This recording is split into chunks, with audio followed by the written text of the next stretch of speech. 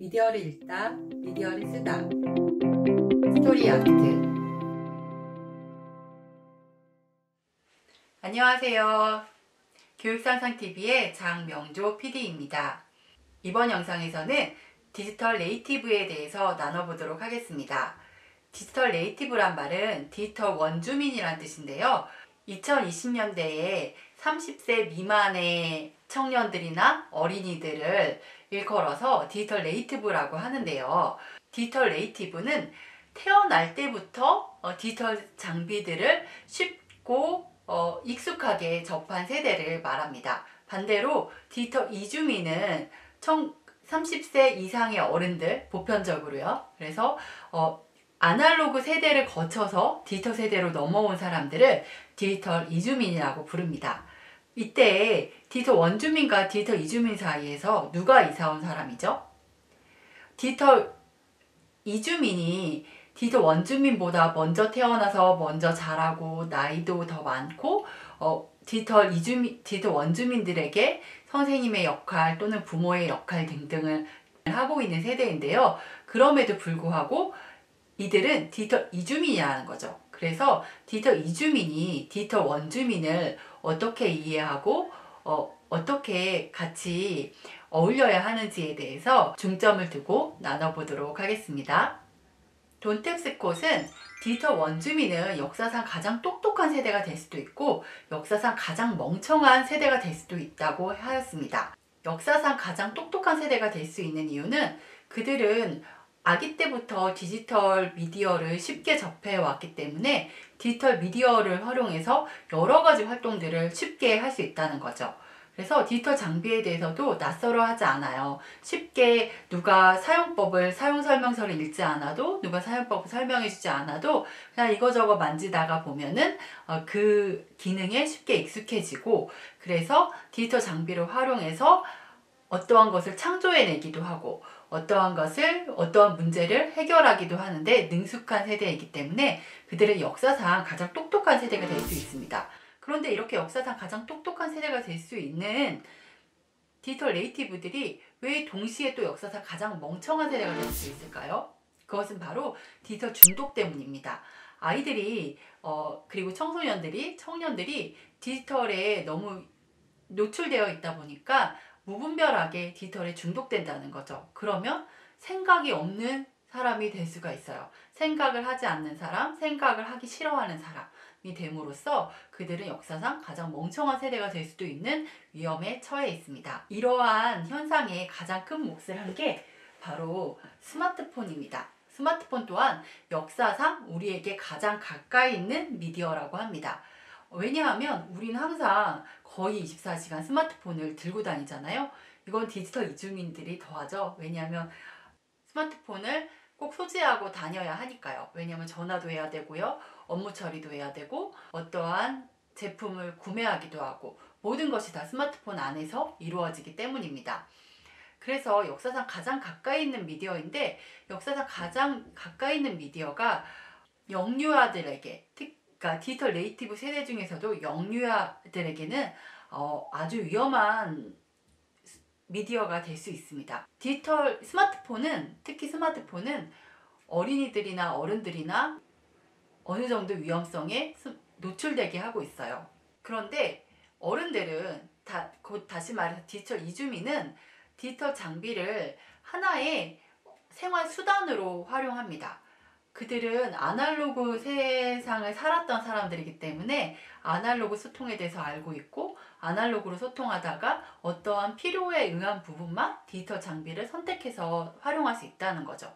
그리고 스마트폰 또한 전화로도 활용을 하고요. 그리고 아까도 말씀드렸다시피 인터넷 뱅킹, 장보기, 그리고 메일 확인, 인터넷 유튜브 보는 것을 포함해서 여러 가지 정보들을 스마트폰에 통해서 선별해서 볼 수 있는 반면에 디지털 네이티브, 특히 영유아들은 이 스마트폰으로 물론 어느 정도 이제 말을 할 수 있는 나이가 되면 이렇게 전화도 할 수 있겠지만 아빠랑도 통화하고 엄마랑도 통화할 수 있겠지만 통화 수단이기보다는 부모님들이 아이들한테 이렇게 스마트폰으로 여러 가지 이제 영상 프로그램들을 보여주죠.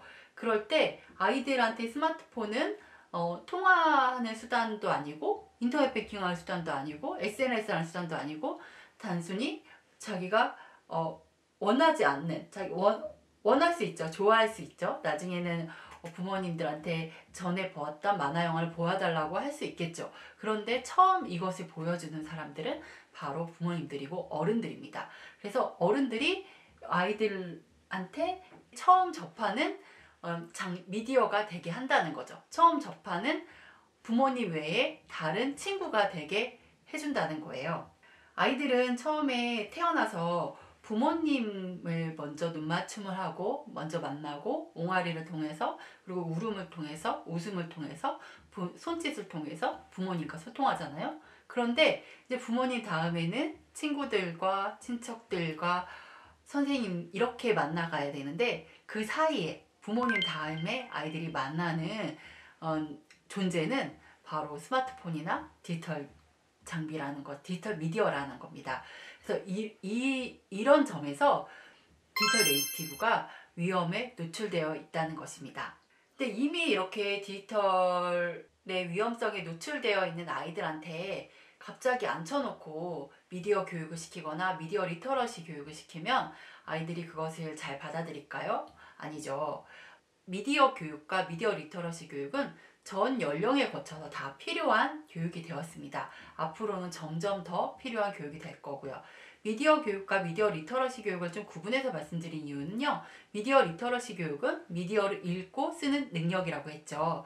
그래서 미디어 교육이라 함은 좀 과거에 불과 얼마 전에 미디어 교육이라 함은 미디어를 보는 시청자 교육, 그리고 모니터링하는 교육, 이런 것들에 초점을 두었다면 이제는 내가 미디어의 생산자가 돼서 유튜브도 제작을 하고 그리고 스마트폰 영상도 제작을 할 수 있잖아요. 그리고 어떠한 것들을 내가 메시지를 만들어내고 그리고 SNS 통해서 함께 소통할 수 있잖아요. 그리고 내가 기사 형식으로 사람들에게 내가 하고자 하는 말을 전달할 수 있다는 거죠. 그렇기 때문에 그 이러한 미디어를 쓰는 능력까지 더해서 미디어 리터러시 교육이라고 하는데 이 미디어 리터러시 교육은 어른들, 노인들에게도 다 필요한 능력이에요. 그런데 어린아이들한테는 더더욱이 필요한 이유는 어린아이들은 디지털 장비를 아직 선별할 줄 모르는 상태에서 과도하게 디지털 장비에 노출되어 있기 때문입니다. 그래서 다시 그들에게 거부감 없이 이러한 미디어 리터러시 교육을 하려면 일단은 그들이 능동적으로 참여하도록 해야 돼요. 그리고 재미있고 유익하게 다루는 법을 교육해 주는 거죠. 제가 이제 강의를 가서 그러니까 초등학교, 중학교, 고등학교 강의를 가서 아이들한테 물어봅니다. 얘들아 너희들 중에 유튜버가 있니? 라고 물어보면 몇몇 아이들이 손을 들어요. 그래서 어떤 유튜브를 하고 있는데? 라고 하면 대부분의 아이들이 게임 유튜브 아니면 뭐 좀비 영상? 이런 것들을 많이 하고 있어요. 다 그런 건 아닌데요. 그냥 생각 없이 만들 수 있는, 물론 게임 영상이라 게임 유튜버라고 해서 다 생각 없이 한다는 얘기는 아니고요. 그냥 생각 없이 쉽게 할 수 있는 그러한 영상들만 하고 있다는 거죠. 그들한테는 컨텐츠를 뭔가 생각해내고 컨텐츠를 만들어내는 능력이 부족합니다. 실제로 다른 어떤 콘텐츠를 좋아한다 그래도 아이들하고 좀 더 이렇게 교육을 통해서 소통하다 보면 아이들이 이제 부모님과 여행 갔다 온 여행 영상도 만들고 싶어 하고요. 체험학습을 갔다 와서 의미 있는 어떤 메시지를 전달한 영상을 만들고도 싶어 하고 좋은 주제의 영화도 만들고 싶어 합니다. 그렇지만 그들은 자신이 없는 거거든요. 그래서 아이들한테 좀 더 영상의 기획 단계에 초점을 두고 아이들이 영상을 스토리보드도 그리고 대본도 써보고 하면서 영상 제작에 익숙해져야 되고요. 영상 제작을 즐거워할 수 있도록 도와줘야 되고요. 아이들의 상상을 마음껏 펼치도록 도와줘야 합니다. 그리고 촬영하는 법, 막 무조건 뛰어다니면서 촬영하는 것이 아니라 촬영 기법, 더 예쁘게, 더 메시지 중심으로 촬영할 수 있는 기법들을 아이들한테 안내해주면 아주 잘 따라해요. 그리고 그러고 난 다음에 아이들한테 영상 편집하는 법을 알려주는 거죠. 키네마스터에 대해서 언젠가 아니면 다음 시간에 여러분과 같이 나눠보고 싶은데요. 키네마스터라는 영상 편집 어플이 있어요. 키네마스터라는 영상 편집 어플은 대부분의 학생들은, 초중고 학생들은 다룰 줄 알아요.